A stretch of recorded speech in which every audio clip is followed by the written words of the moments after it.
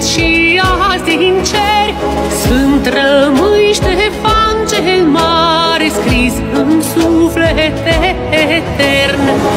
Avem toți același sânge și același legământ, să păstrăm comoara țării cât trăim pe acest pământ.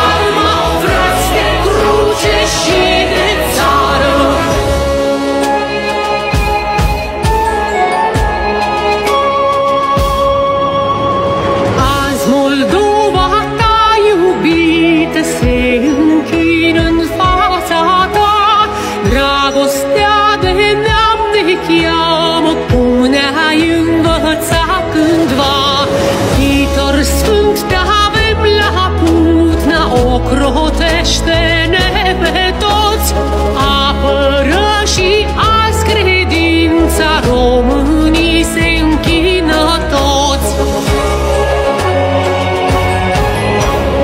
Bateți clopotele tare pentru al nostru Ștefan cel mare, rugăciunea ne e armă, frați de cruce și de țară.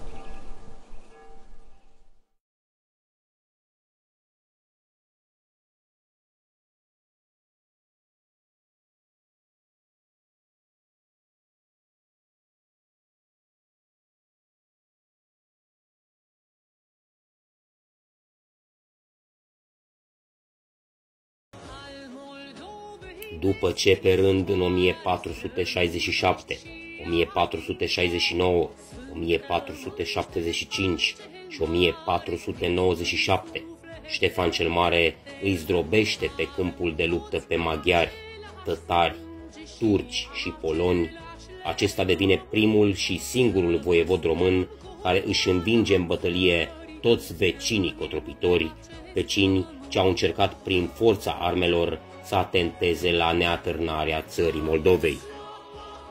Al Moldovei nestins soare, strălucești și azi din cer. Sfânt rămâi Ștefan cel Mare, scris în suflete etern. Avem toți același sânge și același legământ, să păstrăm comoara țării cât trăim pe acest. Al Moldovei nestins soare, strălucești și azi din cer.